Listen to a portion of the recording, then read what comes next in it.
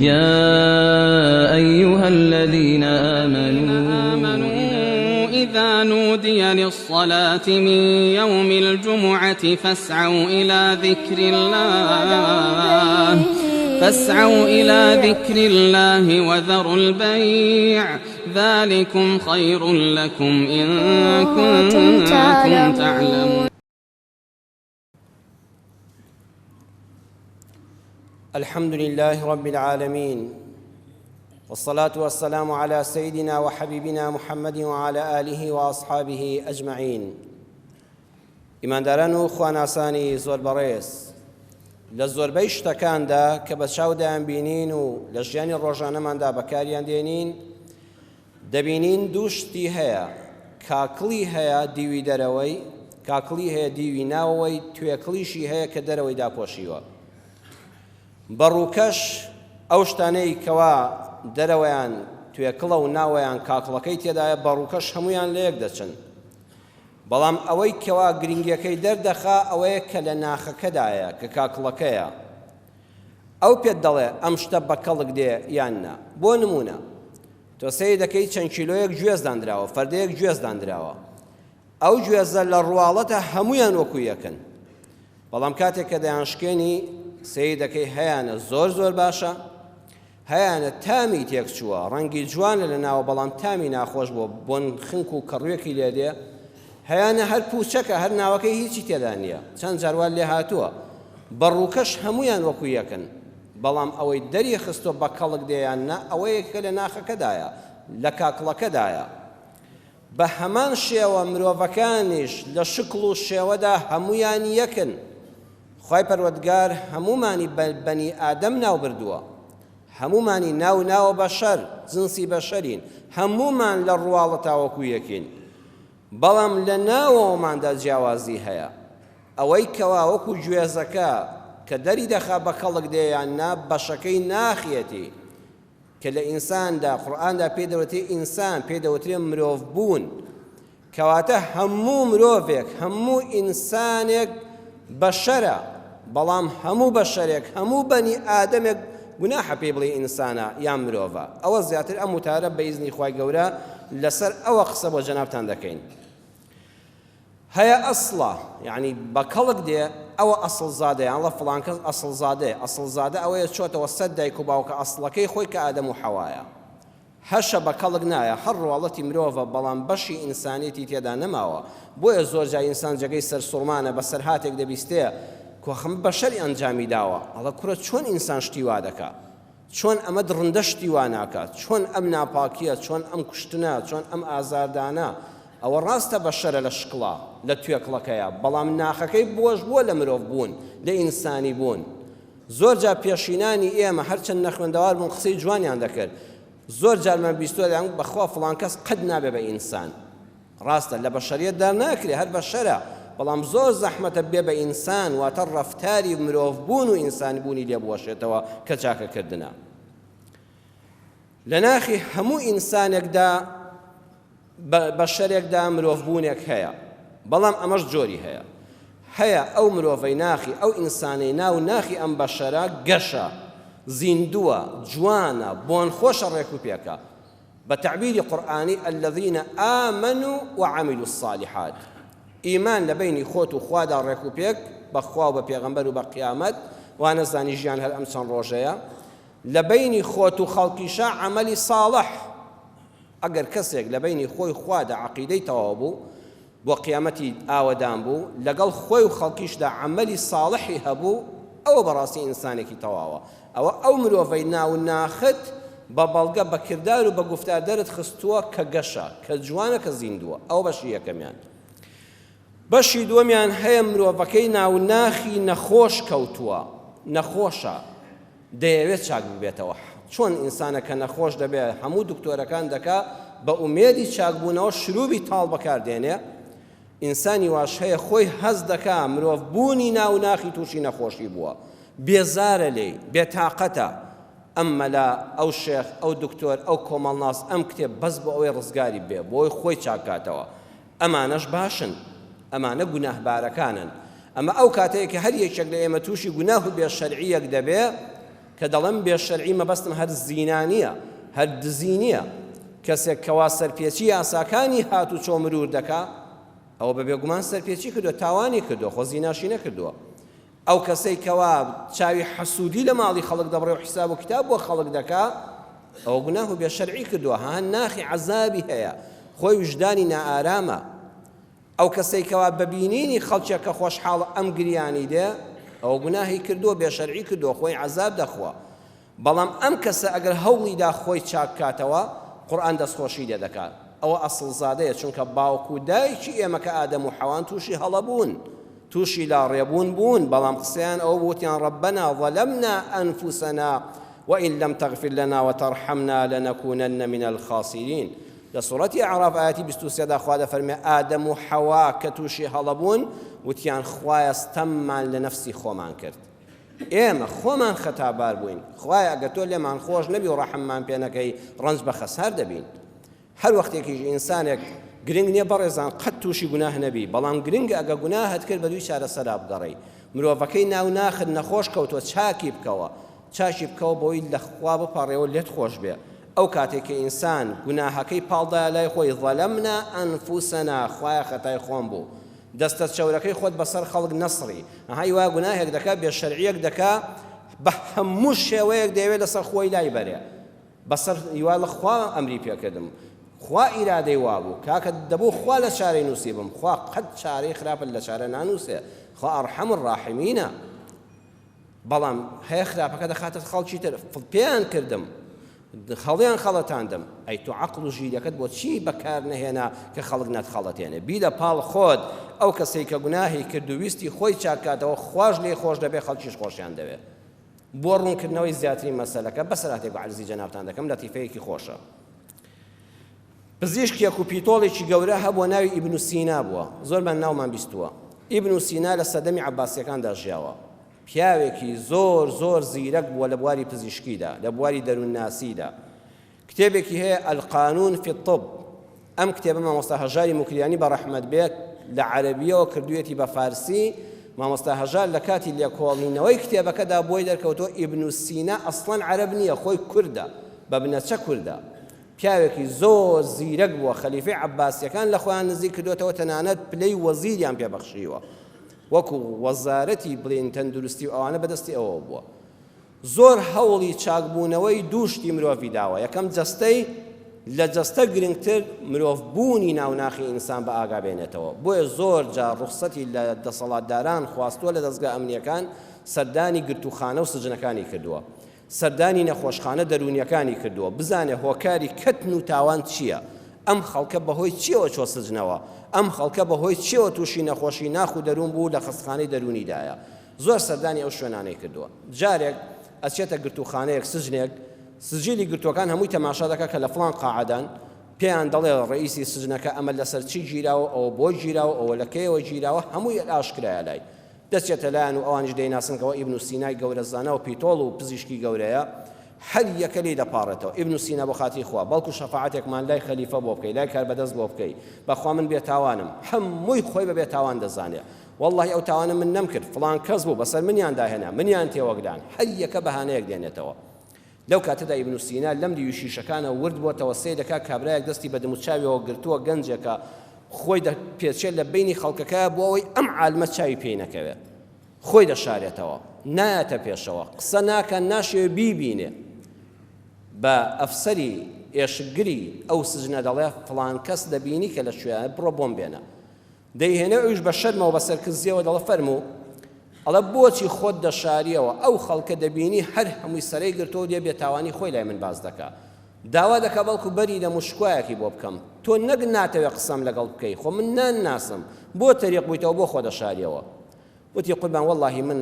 تووشی هەڵەیەکی گەورە بووم دان دەنێم بە هەڵەکەی خۆمدا محتاج بووم احتیاج بووم بەڵام دەبوایە ئەوەشم نەکردایە ئەمە بەهانە نییە ئەبوایە سەبرم زیاتر بگرتایە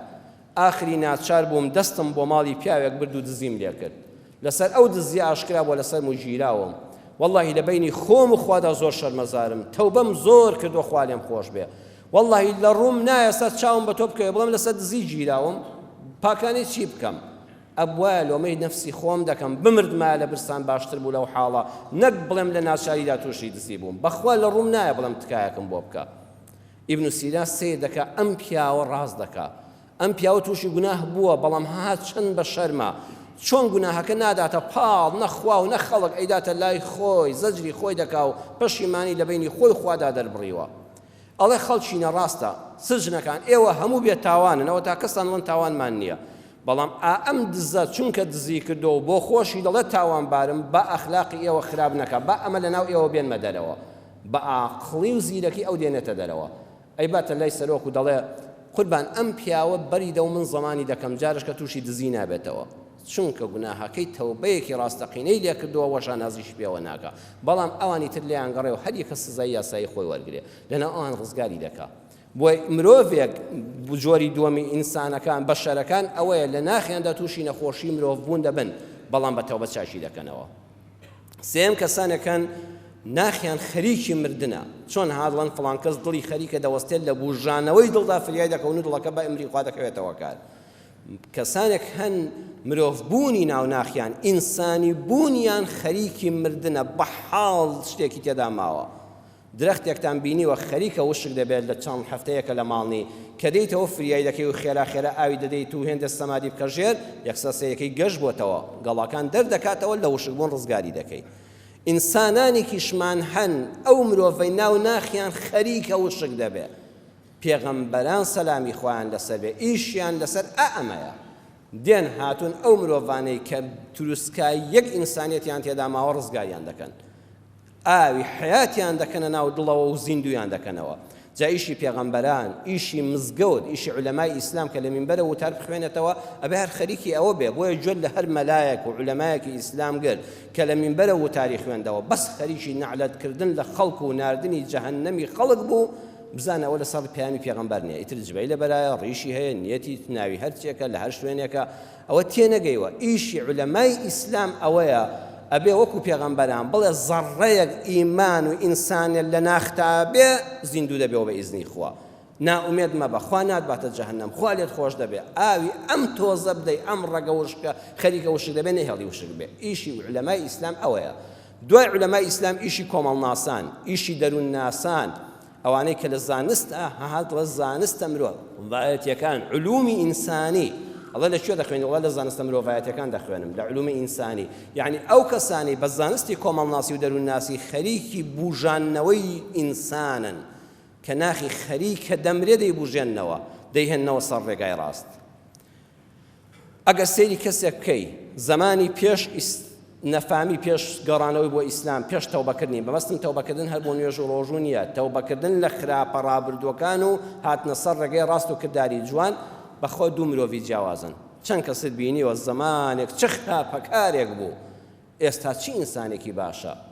کەسێک چ بێ دینێک بوو ئێستا چ دیندارێکە پێمان دەڵێ هەرگیز ئینسان مرۆڤی عەقیدە خراپ و ئەخلاق خراپ لێی مەویز مەبە. ئەو کەسەی زۆر زۆر بە بێدینی دەزانی بڕۆکەم ئێمەی مەلا گونەهبار دەبین ڕەمە دینی خۆمان باش نەگەیان بێ دەبێت لە خۆمان بترسین نەک زەجری ئەو بکەین.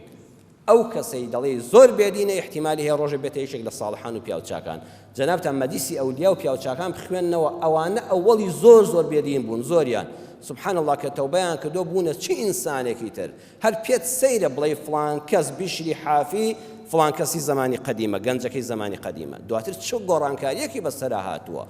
چۆن بوژاوەتەوە ئینسانی بوونی زیندوو بووەتەوە. هەروەها ئەخلاقی خراپ قەت بە کەس مەڵێ تازە فەوتا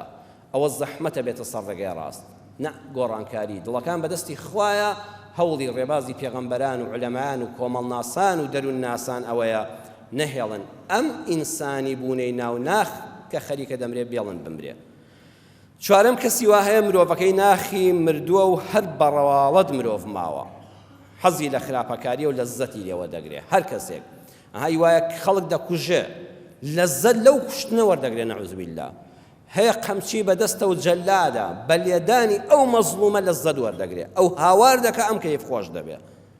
ئەو خوێنی لێدێ ئەم وازانە گوڵباران دەکرێ هەر کەسێک گەیشتە ئەو ئاستا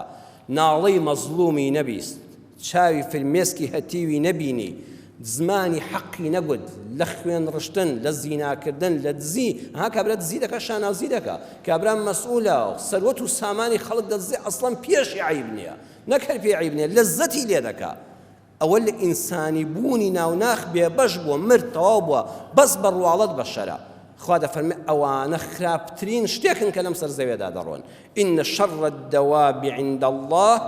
الصم البكم الذين لا يعقلون خراپترین جوڵندەیە کە بە دوو پێ دەڕوا و جوڵە دەکات لەم سەر زەویەدا ئەو کەسەیە سێ سیفەتی هەبێ ئەو بەشەرەیە سێ سیفەتی هەبێ گوێی نابیستێ ئەسڵەن حەق نابیستێ ناشێوێ بیبیستێ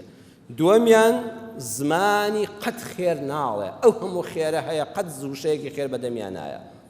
هەروەها بیریش ناکاتەوە قەت سەرێک هەڵ نابڕێ ئەم ئەرز و ئاسمانە ئەم دەشت و گیایە ئەم زیندوو بوونەوە بەهار و پاییزە نیشانەی ئەوەیە نابێ مرۆڤ هەروە بمرێ و تەواو ببێ ئەبێ ڕۆژی حیساب و کتاب هەبێ بیر لەمانە هەر ناکاتەوە ئەوانە ئینسانیەتیان مردووە ئەوەیە تازەمە ویز بووی لێی لە ماڵێکدا خۆشەویستان دەکرێت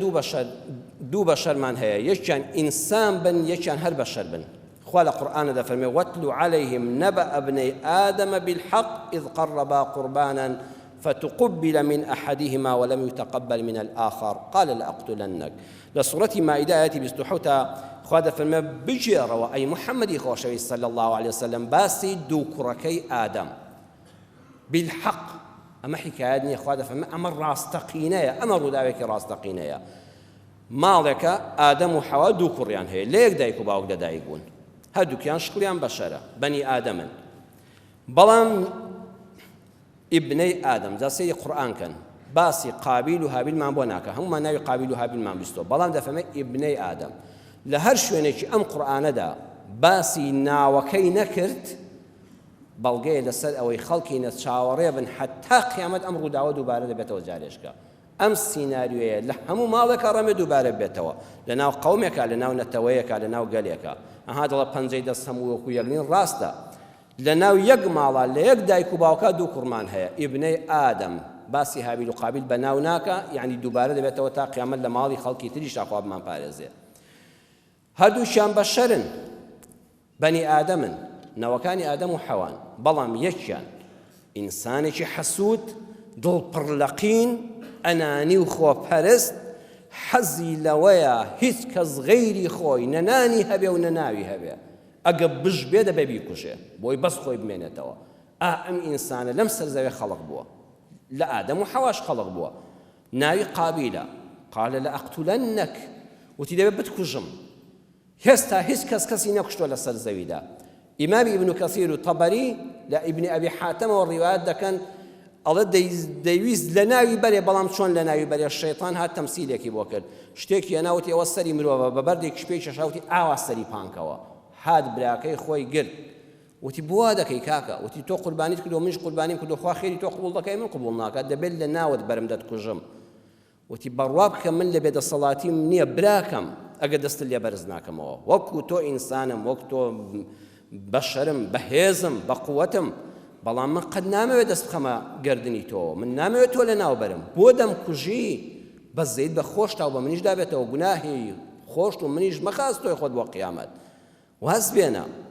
پێی ود من ئەگە تۆ ناکوژ من دەست لێ ناکەمەوە من لە خوا دەترسم ئینی ئەخاف الله رب العالمین وەڵڵای ئەگە بشم کوژی من دەست لێ ناکەمەوە من لەبەر لاوازی منیە بەڵام من لە خوا دەترسم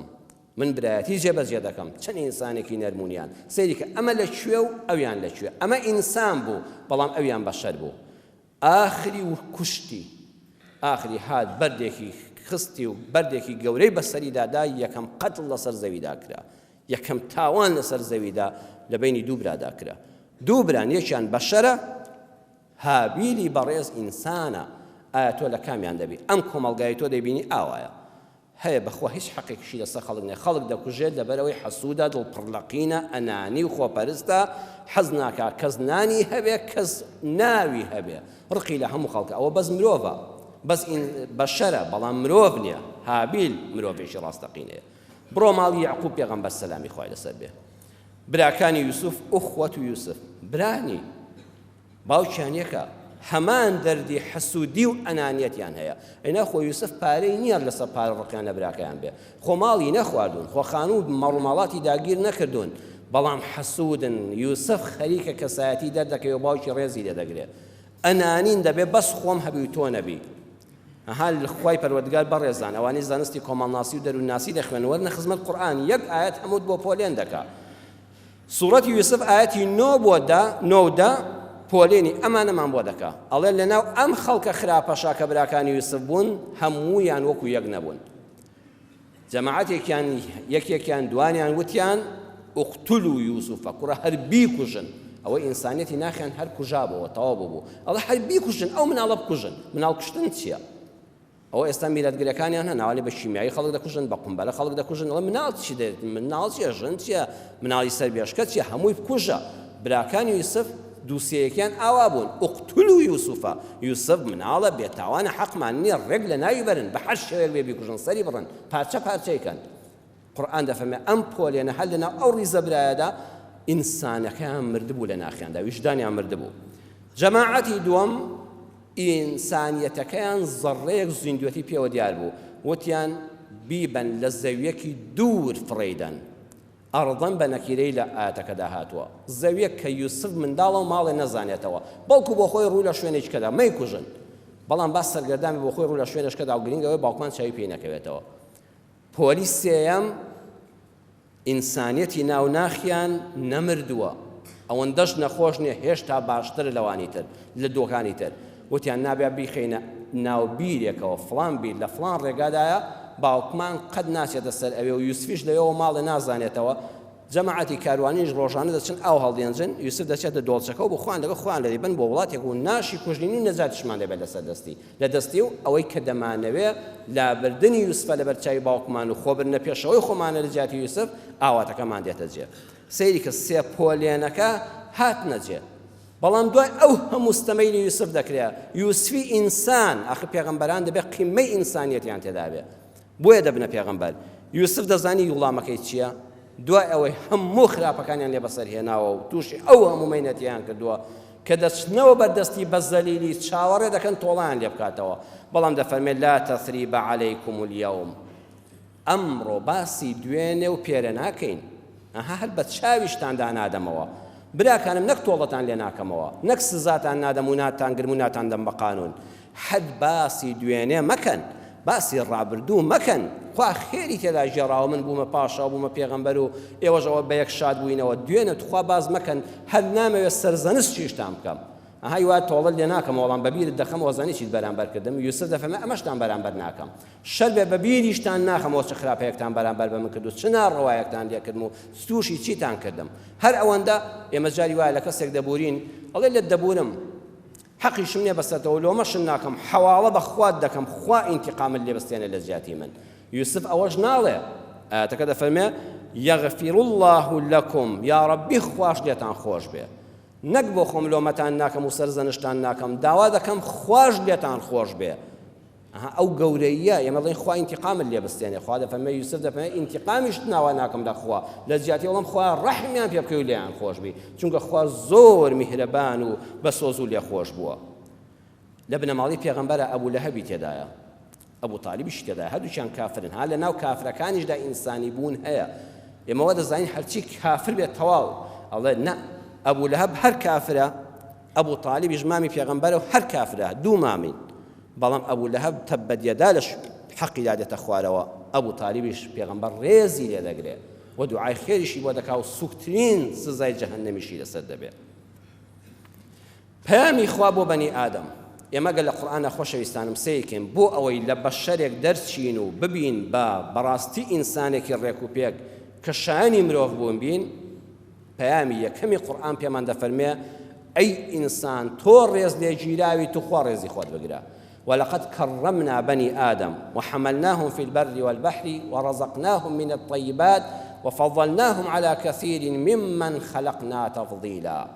هر کەسێ ڕێزی خۆی بگرێ خوش ڕێزی دەگرێ، خەڵکیش ڕێزی دەگرێ. ئەی بەنی ئادەم ئەگەر دەتەوێت لە بەشەریەت بگەیتە ئینسانیەت ڕێز بۆ خۆت دانێ. نووسەری لاو بیرمەندی باش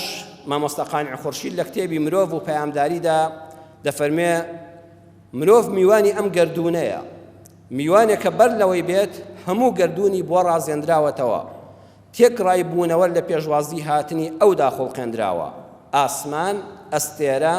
هەسارە، زەوی، میکرۆب، خشۆک، بزۆک، باڵندە، ئاژەڵ، دار و بەرد، دۆڵ و دەشت، شاخ و هەرد، کەژ و کێو، فریشتە و دێو، دار و نادیار، هەموو ئەمانە پێش مرۆڤ دروستکراون. دوا مەخلوق مرۆڤە کە هاتە سەر زەوی، ماڵی بۆ جوان کراوە، جێگەی بۆ ڕاخراوە، سفرەی ڕازاوە،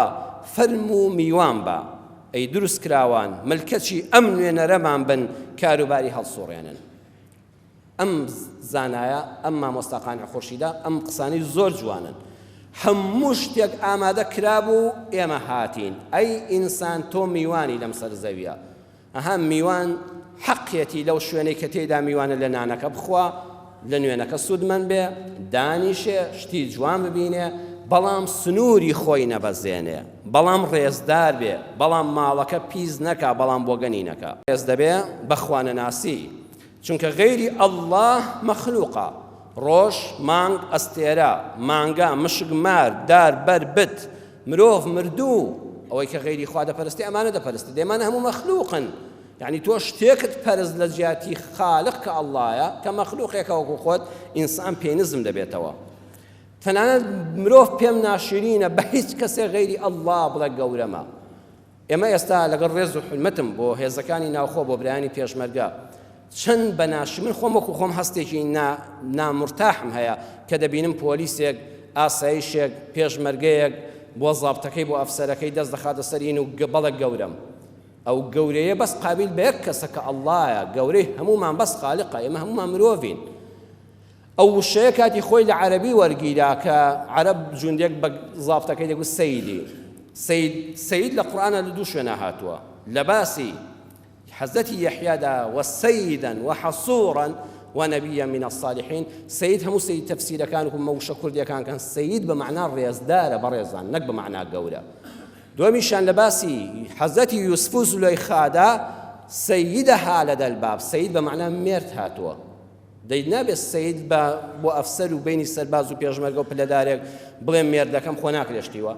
گەورەشم هەر هەڵەیە، دەبێت لە جیاتیەوە بڵێ پلەدار، بەڕێز، ڕێزدار. ئەها خۆزگە وەزارەتی پێشمەرگە و ناوخۆ ئەو وشیان ڕەفز کردایە. هەر خۆم جاریوە تەریق دەبمەوە دەبینم گەنجێکی جوانی ڕێک و پێک کە سەد پیاوی وەکو مەسئول و زابتەکەی دێنێ. ئەو داوێن پیسە عارەخۆرە گەندەڵە دزە پیا و کوژە ئەم پاکە خاوێنە نوێشکەرە بە ئەخلاقە بەڕێزە دەبێ ئەو بۆ بڵێ گەورەم. ئەو گوناحە، دەتوانێت بڵێ ڕێزدا، ڕێزت هەیە لەبەر ئەو نەجمانەی سەرشان، ڕێزت هەیە لەبەر ئەو پلەی کە پێت بەخشراوە، ڕێزت هەیە لەبەر ئەو مەسئولیەتەی کە هەتە و خزمەتکاری، بەڵام باش نییە بڵێ گەورەم. مرۆڤ خوا گەورەی کردووە، نابێت کەسمان گەورە بین بەسەر کەسدا. الناس سەواسیەتون کە ئەسنانی المشتی. بۆیە خۆزگە ئەو پەیامەمان بگەیشتایە بەو وشەیەدا بچوونایەوە سەیدی عەرەبی بەمعنە ڕێزدارم، بەڕێزم، پلەدارم، خاوەن ڕێز. ئیتر چۆن کوردێکی کوردیزان وشەیەکی بۆ بدۆزێتەوە، بەڵام وشەی گەورەم هەڵەیە. وشەی گەورەم هەڵەیە لە ئاستی ئینسان بەرامبەر بە کەسێکی وەکو خۆی کەمی دەکاتەوە. دووەمیان سوالکردن، چاو لە دەستبوونی خەڵکیش ئینسان سووک دەکا، هەتا بۆت دەکرێت خۆت لە سوالکردن و چاو لە پاروەنانێکی خەڵکەوە خۆت پارێزە. پشت بە ئەڵڵا ببەستە خۆشەویستم. واللهی ئەوەی ئێمە چاوەڕێمان لە مەخلوقە، ئەو یەقینەت بۆ ئەڵڵا هەبێ خوا پەکن ناخە. سەرنجی ئەم بەسەر هاتە بدەن کە زانای بەناوبانگی ئیسلام شێخ عەلی تەنتاوی، شێخ عەلی تەنتاوی ساڵی 1909 لە سووریا لەدایک بووە. ساڵی 1999 لە مەککە کۆچی دوایی کردووە، عمری 90 ساڵ بووە. ئەم زانایە زۆر بیرەوەری جوانی هەیە. مامۆستا بوو، لە مامۆستایەتی لەسەر حەق دەریان کرد، دواتر بوو بە قازی. لە قازیدا زۆر عەدالەت بووە. بەسەرهاتێک مامۆ دەژێڕێتەوە لەگەڵ شەوێکیان لەگەڵ کۆمەڵێک برادەر و ئینسانی بەڕێزی وەکو جەنابتاندا کە ئەهلی خێر و باشە و مزگەوت بوون دانیشت بووین. مەجلیسێکمان خۆش هەبوو لە مەزرعەیەکە لە شوێنێکە دانیشت بووین. سبحان الله لەو مەجلیسە خۆشەدا دڵم تون بوو، خەریب و هەناسەم دەگیرا. وتیانەوە بووان لێ هات، ئەو بخۆ. گوتم وەڵاهی نەخۆش نیم، نەتام لێ، نەخۆشم، نەعیبم هەیە، نازانم بۆ وام لێ هات. ئێستا خەریکە سرم دەتەقێ، خەریکە هەناسەم تون دەبێ، خەریکە دڵم دەتەقێ. وتیان کاکە دەیوابێ هەر بڕۆوە. ئەڵێ من سیارەم نەبوو بە پێ ڕۆیشتمەوە دیارە ئەو زەمانە سیارە هەر وەکو وڵاتی خۆمان کەم بووە بە پێ ڕۆیشتمەوە بەرەو ماڵ لە ڕێگادا تاریک بوو لە کەلاوەیەکی چۆڵا گوێم لە گریانی ئافرەتێک بوو زۆر بە کوڵ دەگریا زۆر بە کوڵ دەگریا و دەگو خوایە کەسی بێ کەسان کەسم نییە تۆ فریام کەوی خوایە هانام بەس بۆ لای تۆیە خوا ڕەحمم پێ بکەی ئەمیش قازیە حاکمە لا دەدات و لێن زیک دەبێتەوە خوشکەکەم ڕێگا هەیە ئەم برای خۆت بتبینێ ئەڵە کاکە جا چارەسەری دەردی من بە تۆ ناکرێت جا بمبینی یان ناچی دەبێ ئەڵە خوشکەکەم بەڵکو بتوانم هاوکاریەکەت بکەم دێتە دەرەوە و دەڵە کاکە خوشکم چی لێ قەوماوە بووە بە کوڵ دەگری بووە لەم کەلاوەدای دەڵە وەڵای بابەکەم کەسم نییە برای خۆم من کەسم نییە زۆر بێ کەسم هاوسەرم هەبوو دووسێ مناڵی چاوگەشی جوانم هەبوو پیاوەکەم تەلاقی داوم جگەلەوەی کە تەلاقی داوم لە ماڵیش دەرکراوم کەس و کارێکی شک نابم پەنایەکەم بدەن لەم کەلاوەیەدا خەڵکی خێرم پێ بکە و ڕۆژانە بە خۆم نانکەری و جلشۆری ماڵام بێ بیکەم و پارێک نانی حەڵال بەدەست بێنم لە ماڵی دنیا بۆیە ناگریم کە کەلاوەیە بۆیە ناگریم کە بەیانیش لێرە دەرمکەن بۆیە ناگریم کە نانم نییە جەرگم سوتاوە بۆ مناڵەکانم ئەو باوکەی شاردونیەوە لێم و بە هیچ شێوەیەک نایاڵە چاوم پێیان بکەوێ خوا هاوار بۆ تۆ دەبم لە تاوی ئەو جگەر گۆشانم بەس چاوم پێیان بکەوێت هیچ ترم لە دنیا ناوێ شێخ عەلی تەنتاوی دەڵێ ئەی بۆ ناچی بۆ لای قازی بۆ ناچی بۆ لای حاکم بۆ ناچی شکات بکەی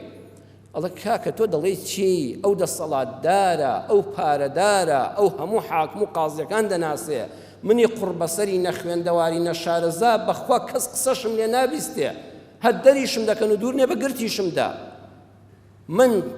غیری خوا چێشک دەبم چۆن من دەگەمە لای قازی شێخ عەلی تەنتاوی دەفەرمێ لەو کاتێک گریانم هات وتم ڕاستە تۆ ناگەیتە لای قازی بەڵام خوای تۆ قازی هێنایە بەردەمت من قازی ئەم شارەم منی هێنا لەو مەدیسەیە خەریب و دڵم شەقی دەبر لەو مەدیسە خۆشەیە لەناو ئەو هەموو قسە خۆش و پیاوە بەڕێزەدا من خەریب و هەناسەم تون بێ بە فەلە گەڕامەوە بەرەو ماڵ مەدیسەکەم بەجێ هێش خوا منی هێنا لای تۆ کە تۆ دەستن ناگاتە قازی و حاکم دێتە بەردەستی تۆ چونکە تۆ یەقینت بە ئەڵڵا بوو ها چۆن دەقڕوزایتەوە خوای گیان من کەسم نییە تۆ نەبێ ئەو یەقینەت بەخوا هەبێ ڕێزی خۆت دامە بەزێنە بۆ مەخلوق ڕێز لە خەڵک بگرە بەڵام قەت خۆت بە مەخلوقی خەڵک مەزانە کەس بە گەورەی خۆت مەزانە کەس بە ڕازیقی خۆت مەزانە کەس بە ڕۆزی دەری خۆت مەزانە کەس بەوە مەزانە نەفع و زەڕی غەیری ئەڵڵا بەدەستە هەمووی بجێڕەوە بۆ لای خوا کە ئەروباری خۆت بدە دەست کەسێک کە ناوی ئەلوەکیلە بەخوا هەمووت بۆ جێبەجێ دەکا پامی دووەم خوای گەورە لە قورئانە دەفەرمێ یا بەنی ئادەم لا يفتننكم الشيطان كما أخرج أبويكم من الجنة ئەگەر دەتەوێت لە بەشەریەت ببی بە مرۆڤێکی ڕاستەقینە خوا دەفەرمێ ئەینەوەکانی ئادەم بەشەریەت ئاگادار بن وەکو شەیطان باوکت و دایکتانی خەڵەتاند یەفتینەنەکم یعنی خەڵەتاندنی فریویدان با ئێوە فریو نەدرێن هەر ئینسانێک وریای خۆی بێ یەفتینەنەکم لە فیتنەچیەوە هاتووە توخوا چەند ژنومێر فیتنەچی بینی جیاکردنەوە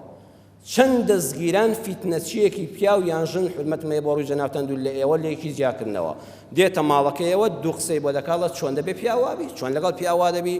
بە پیاو دەڵێت چۆن دەبێ ڕێزدەوا لە ژن بگری جا ژن چییە ئەوە فیتنەچیە ئەوە سیفاتی شەیطانە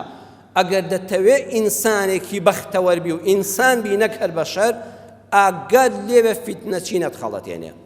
ئەگەر کەسێک جارێک خەڵەتاندی نەهێڵی دووبارەی کاتەوە دەرسی لێ وەرگرە ئەگە بینیت فڵان کەسی پێش تۆ خەڵەتاندووە نەچی تۆش ڕەفاقەتی بکەیت چونکە ڕۆژێ بە تۆشەوە دەدا چۆ تەجروبەت هەیە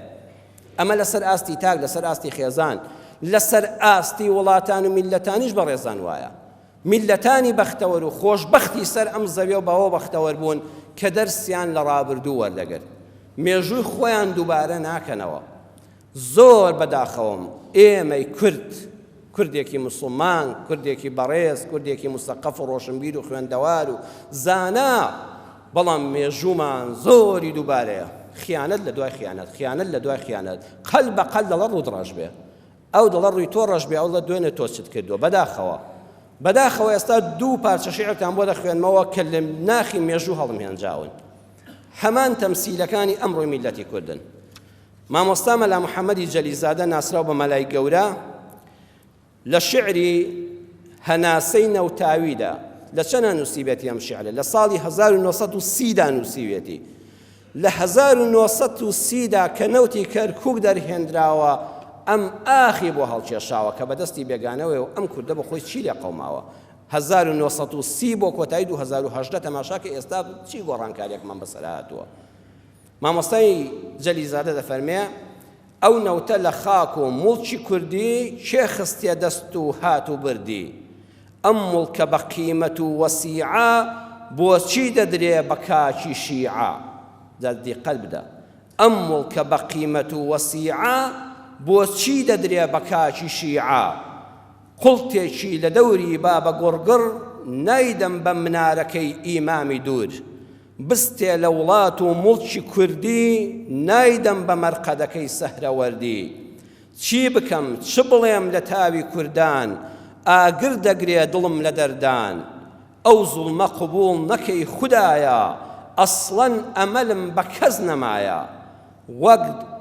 وەک دێتە دڵم خەیاڵی نەوتێ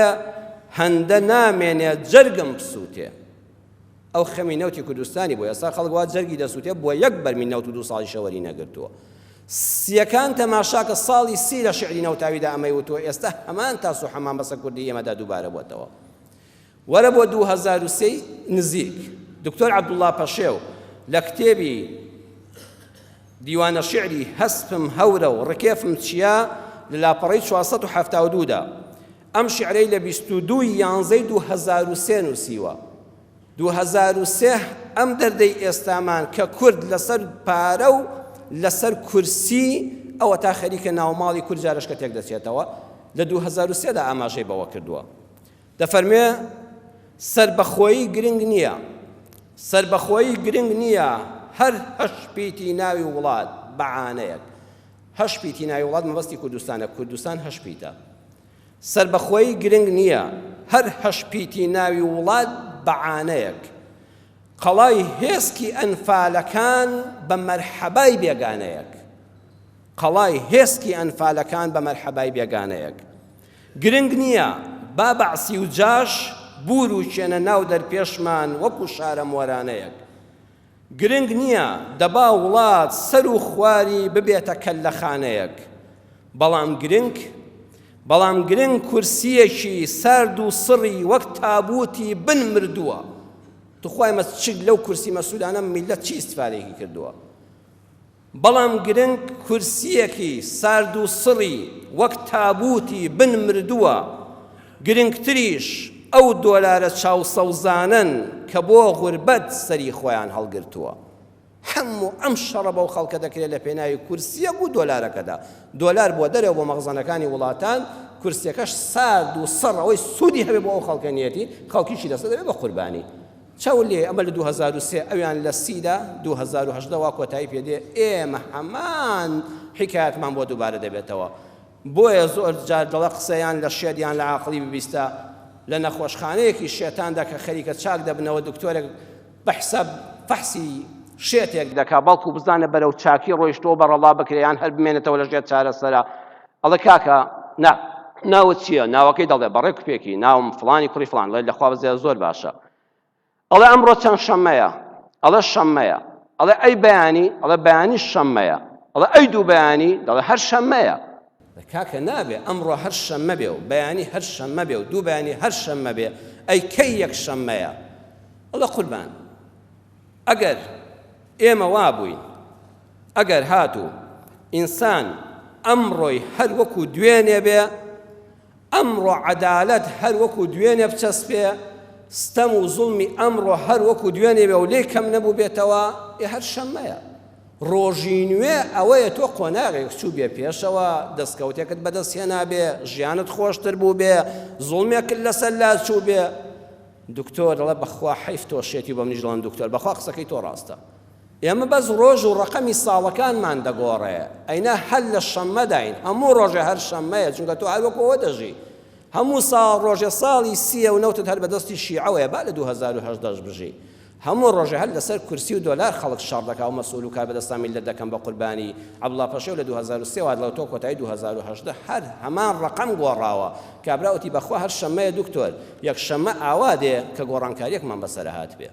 ومێدەوارم کە ئینشاءڵڵا لەسەر ئەم بابەتە کە گرنگترین بابەتێکە خوا کە قورئانی نارد و کتێبی ئاسمانی و پەیامی پێغەمبەران بۆ ئەوەیە بەشەر ببێ بە مرۆڤ ببێ بە ئینسان لە قاڵبەکە دەرچێ هەر شکڵ و شێوە نەبێ وەکو گوێزەکە ناوەی قرپۆک نەبێ ناوەی پوچەک نەبێ دەر و ناوی وەکو یەک جوان بێ ئینشاءڵڵا لە جومعەی داهاتوودا گە تەمەن باقی بێ لەسەر خێر ئەم بابەتە زیاتر قسەی لەسەر دەکەین دەژێت تیشکی قورئان و فەرمودەکانی پێغەمبەردا صلی الله علیه وسلم یا ربی خوای ڕەحممان پێ بکەی یا ربی خوای پەروەردگار وەکو لاشەیەکی جوانت پێبەخشیوین بەنی ئادەمین خوای ناخیشمان جوان کەی و ئینسانێکی بەحەق بین یا ربی خوای ڕۆشتەکانمان ئینسانی بێ مسلمانانە بێ تۆ بە حەق بناسین غەیری تۆ یا ئەڵڵا محتاجی دەستی کەسمان نەکەی غەیری تۆ یا ئەڵڵا تەوەکولمان لەسەر غەیری تۆ نەبێ یا ئەڵڵا یا ربی خوایە بە بەرەکەتی خۆت بە شیفای خۆت بە ڕەحمەتی خۆت شیفای نەخۆشەکانمان بدەی یا ربی خوایە هەر کەس جەستەی نەخۆشە دەرونی ناڕەحەت و نەخۆشە خوایە ڕەحمی پێ بکەی یا ربی خوایە ڕەحم بە هەموو لایەکمان بکەی خوایە ڕەحم بە خەڵکی ئەم کوردستانە داماوە بکەی خوایە دەرگای ڕەحمەتی خۆتمان لێ بکەیەوە لەناو یەکتران ناشرینمان نەکەی تەبامان کەی برامان کەی خۆشەویستمان کەی هیدایەتمان بدەی بە سەر ڕێگەی ڕاست یا ربی خوایە هەر کەسێ ساڵح و چاکە خوایە ڕەحمی پێ بکەی و بیپارێزی خوایە هەر کەسێ لە ڕێگە لەیداوە